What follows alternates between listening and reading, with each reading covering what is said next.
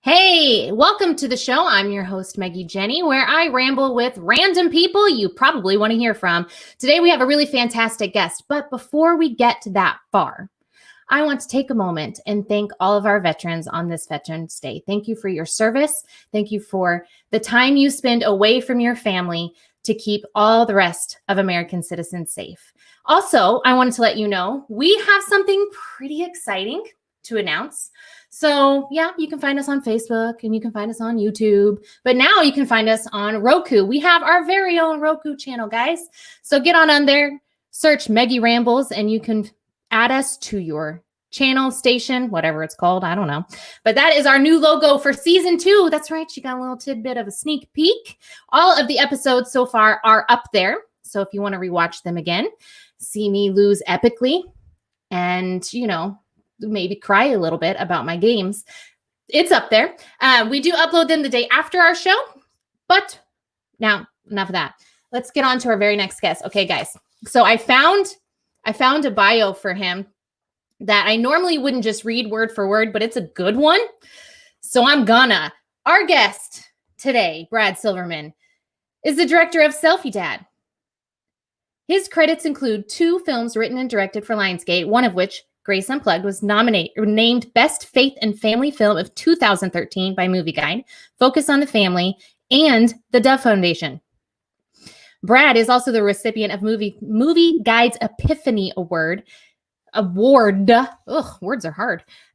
Given to those responsible for the best wholesome, uplifting, inspiring movies and television programs. Most recently, Brad wrote and directed the faith comedy drama Selfie Dad, which was released in June of 2020. Please welcome my maybe slightly embarrassed guest, Brad Silverman. Why would I be slightly embarrassed? I'm always really embarrassed. That's really the best way to go about it. Just a little awkward and embarrassed. Awesome. Wow, I can hear you better now. This is good. You can hear me? Oh, good. Good.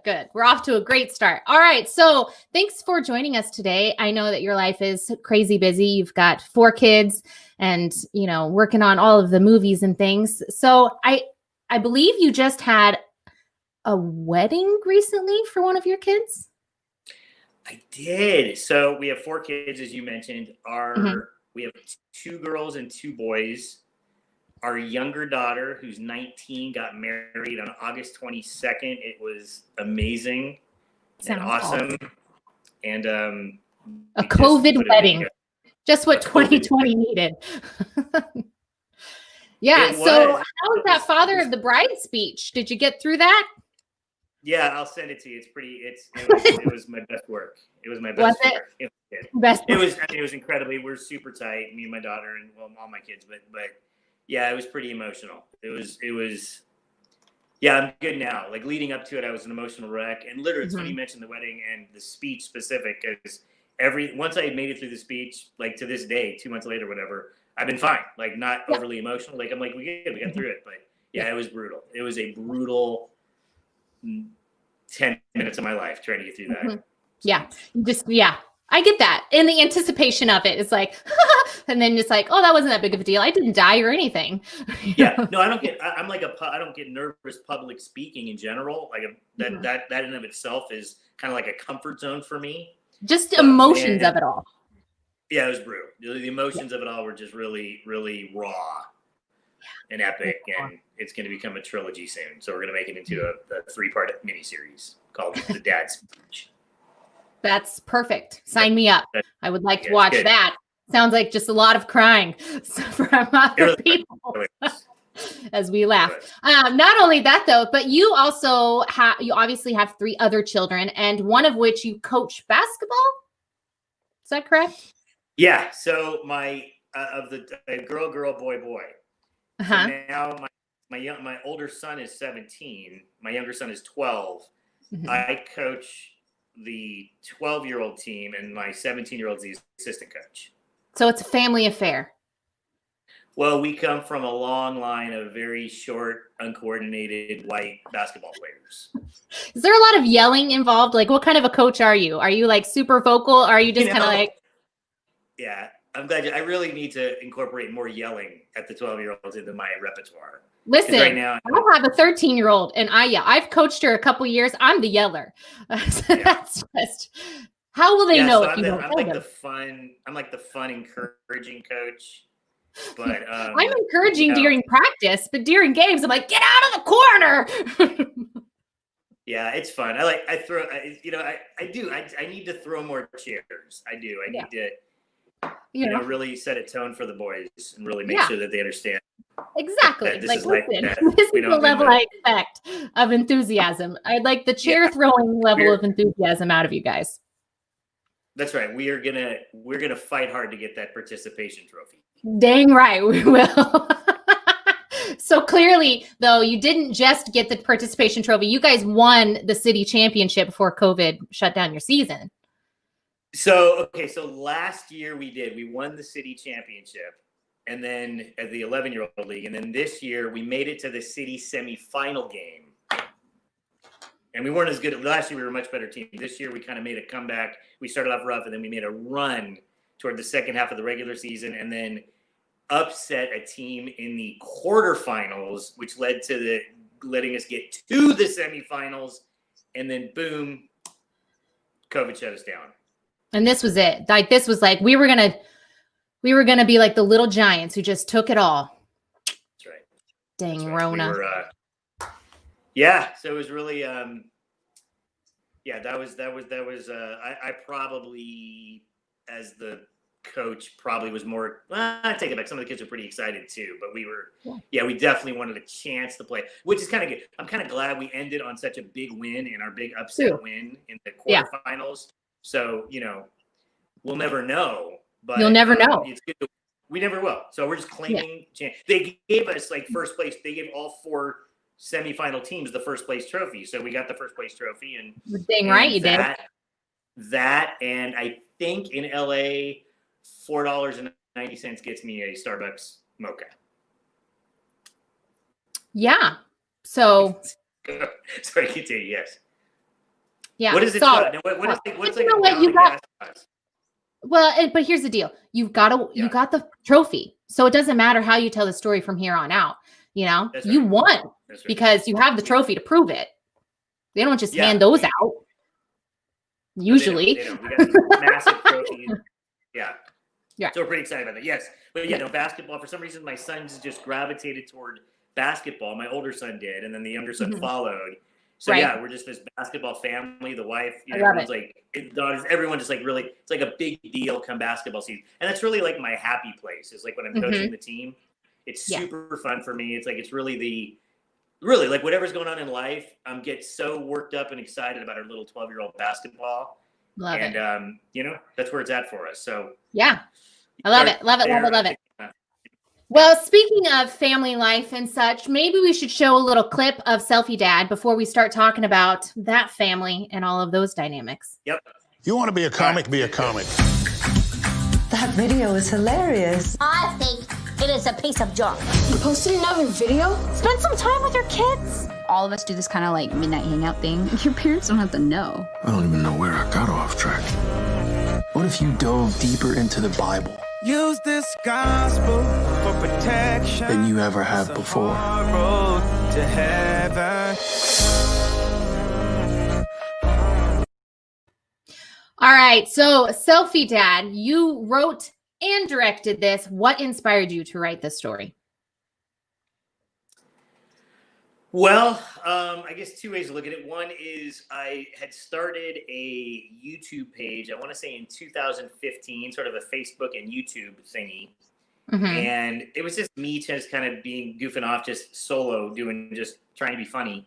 And then I started incorporating more meaningful content, more biblical content, trying to balance sort of truth and humor. And then, I don't know, toward the end of that year, whatever, I did a video with my daughter, the one who got married, and the thing went like mini viral. And it was the most fun, like the most fun 48 hours of my career. Right. Like, forget making feature film. A YouTube video going viral was like the coolest thing in my life, which is like maybe says something about my life. Maybe I need to rethink my life. I think it's maybe just that it was so unexpected, right? It was. Yeah. I'll say this. So I did the video, and I had another video that I was going to do. And I think I already did the second video, but I didn't want to release the big video until I had more videos on the page, so that if people liked the big video, they would see, oh, wow, he has a lot of engaging, entertaining, and informative content. I think I will subscribe and like his stuff, and we'll all live happily ever after. But, obviously. So I released the little video. Obviously, right? So I released the little video. That's the one that goes viral. I followed up with the bigger video, and nobody cared. So that's I literally so how it works. It's the stuff that doesn't make any sense that goes viral. You're like, I didn't plan on this. So that's kind of what spurred on this.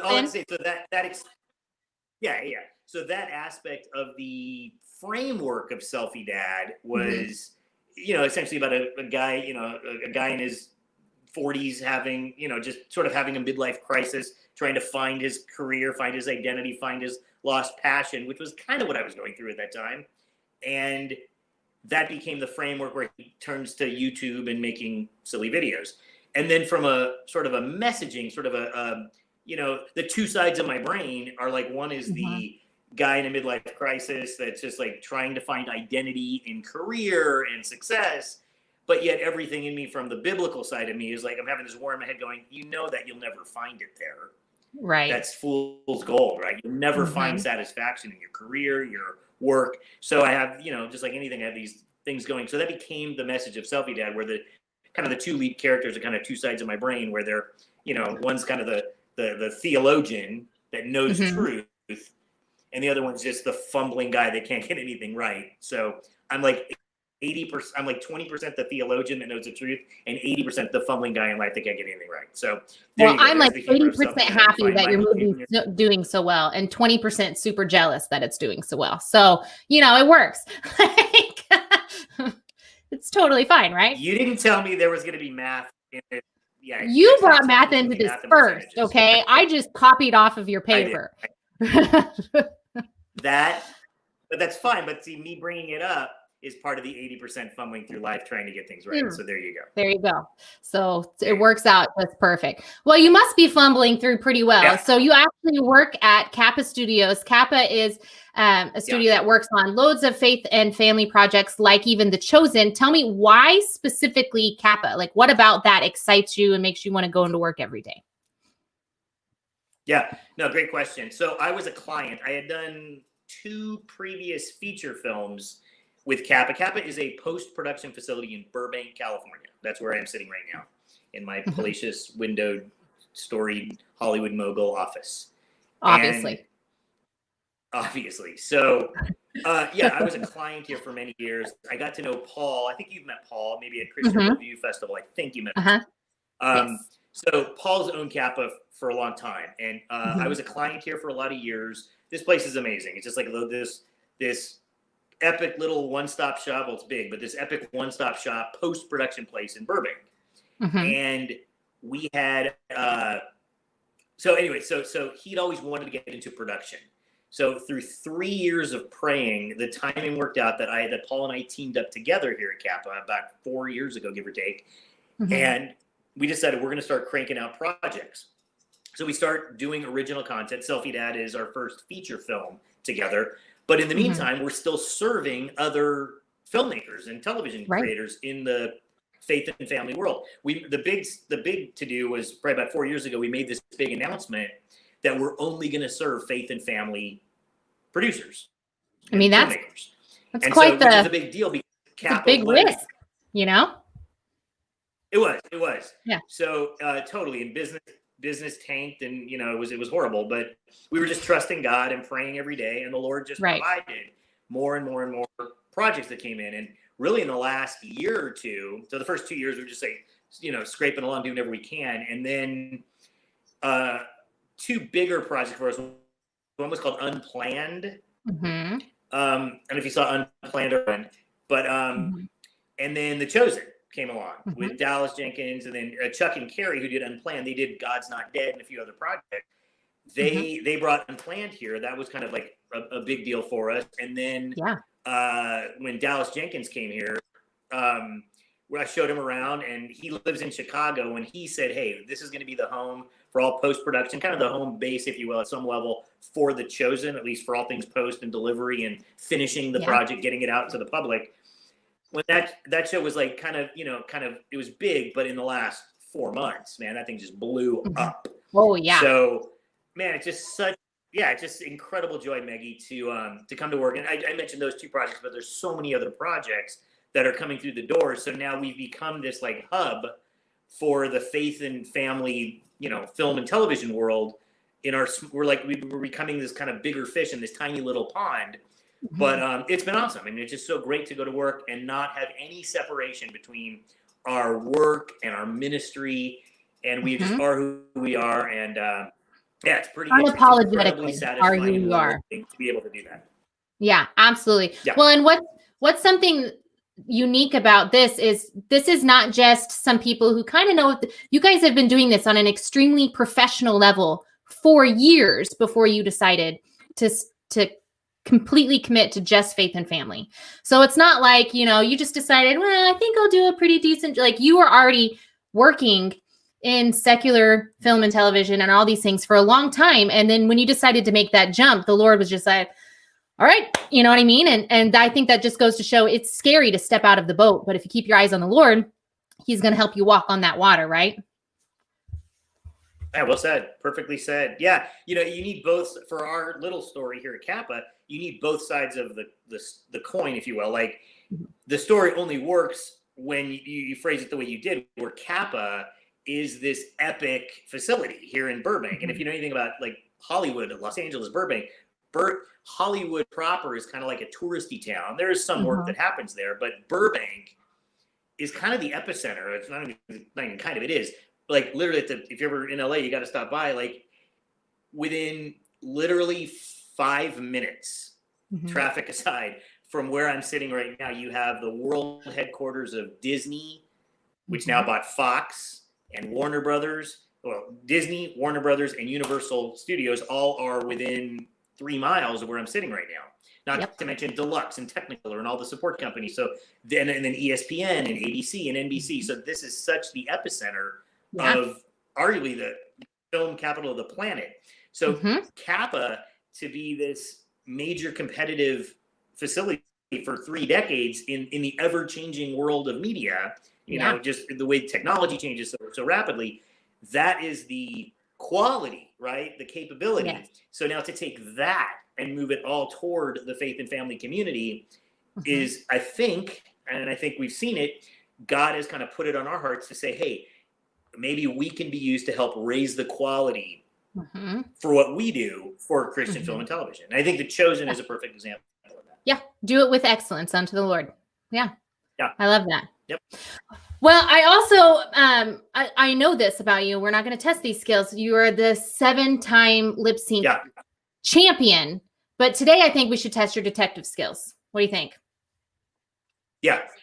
Do it. Well, I think lip syncing and detective work are It's time to play Liar, Liar, Pants on Fire with Maggie.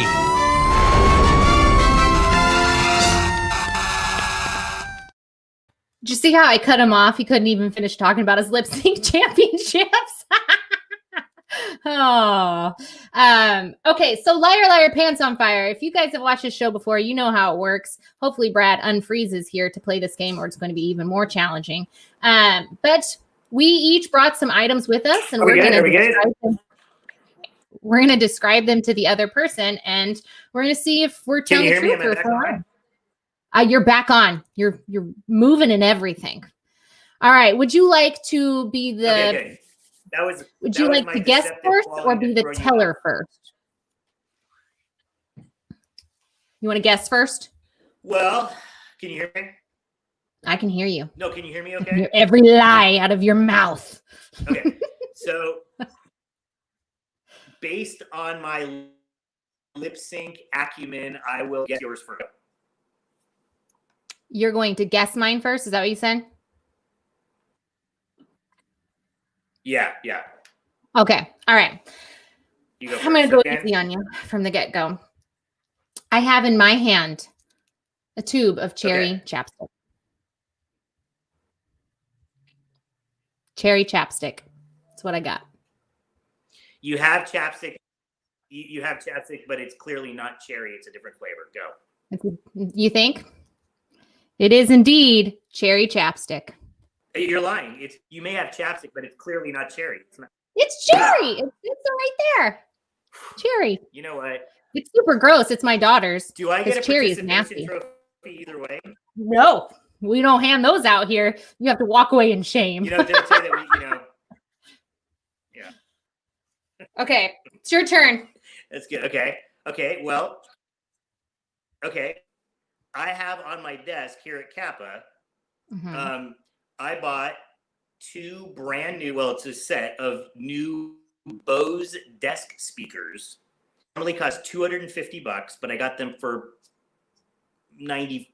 between 90 and 100. Am I assessing the price of this as part of the lie as well? It's your game. You make the rules. You know what? I'm going to say truth. I'm going to say, because, I would be proud of that deal as well. So yeah, truth. That's what I think. Yeah.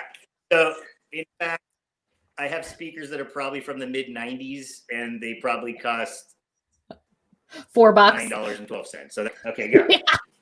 All right. So we're both losers as of now. I don't know where I got them. They're literally they're these corded speakers that literally, I'm embarrassed that we were at Kappa and this is what I put on my desk. And you're putting it out for the world to see right now. Remember how we just said quality? Nah, they've got like 1920s speakers out there. Right. That's great. It's awesome. This All is right. What we did Gone with the Wind. We mixed. Okay, go. Obviously. Yeah. All right. I have a guitar that is purple.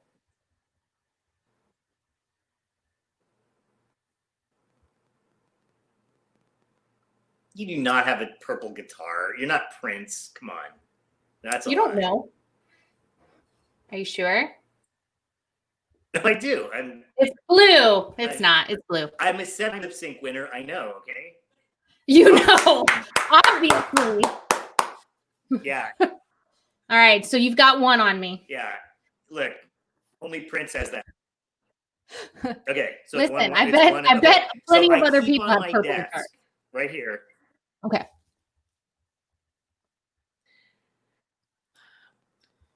I'm counting the people. Nine people have purple guitars.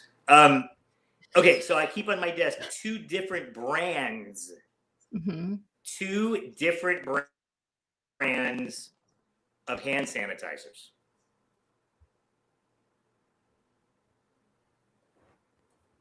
This is my subtle subliminal yes.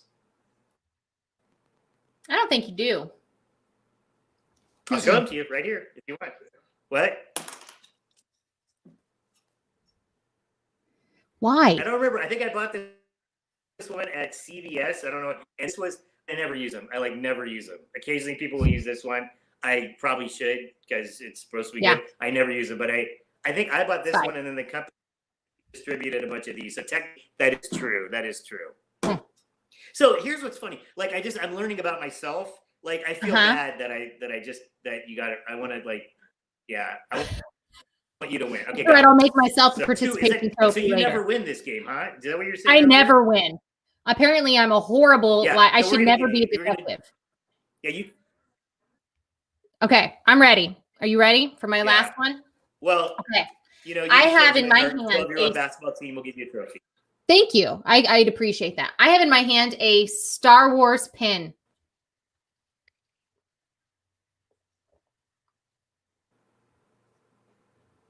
A Star Wars pin. That's it. A Star Wars. Star pin. Wars pin.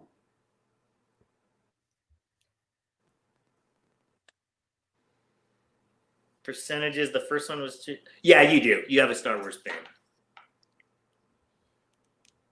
I do have a Star Wars. That's true. It's true. You have a Star Wars pin. That's true. I got it from, this is actually my daughter's. I raided her room for all of this stuff. You can't walk away yet. You have to see, I mean, you've already won. Okay. No, that's not true. If I win this, No, we that could was- technically tie. We could technically tie. No, because you just got that right. Okay. No, I've don't officially I have, lost. don't I have like? No, you've got one more. Okay, so no, you've no, already this one got will 2 count- points. I've got no this one will points. count as 4. So if you get it right, So you're changing the rules so that I have a if you get shot this, at it's winning? 3 though. Yeah. Okay. Yeah. Sure. Yeah, this It's next so- one counts as 3. It counts as 3. This is the participation trophy Okay. of the show. If I win. I keep. Okay. Yes, I do have. I have participation trophies. We're going to send to you. I don't know what it is yet. Oh my gosh. Okay, so you ready? Yeah, I'm ready.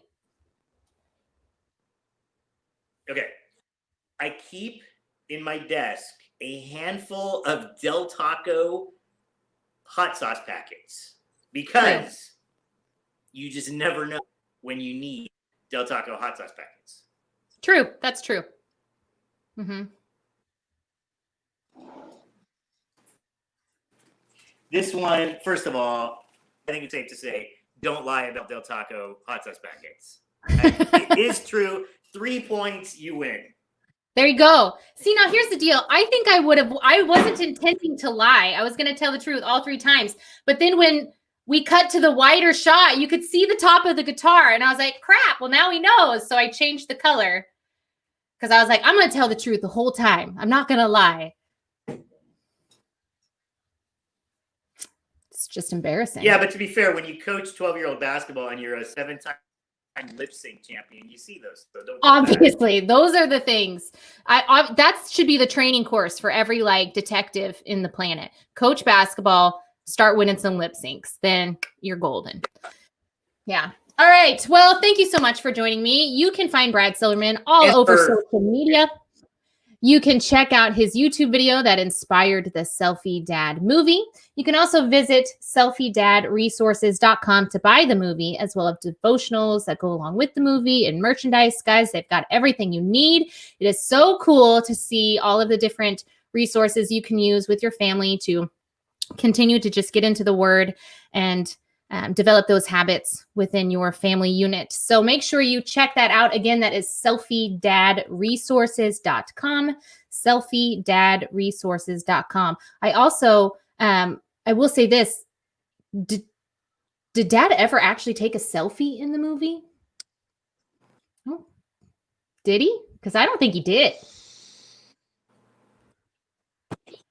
Where were you when I was writing the dumb thing? I don't know. I didn't get invited. I'm just I saying. don't think he does. He didn't. Anyway. He didn't. I don't think he does a selfie. In fact, he said, the closer he says he's taking a selfie video, and the son corrects him and said, Dad, there's no selfie video. So the answer is no. He doesn't. No. So the answer is no. Okay, well, anyway, I'm glad I could get that win. I won that battle. I've embarrassed him at the beginning and at the end now. He kicked my butt at the game. Yeah. It's worth it. You never know what you're going to get when you come on this show. Guys, thank you so much for joining us. If you enjoyed this episode, make sure that you share it with all your friends. Subscribe to our page. Go tell everyone and anyone, stop a random person at Walmart and tell them all about it. Oh, and make sure that you add our channel on Roku, because that's fun to do. Make sure that you also check out our next show with Shannon Fields as she talks about order of rights. And you know what, guys?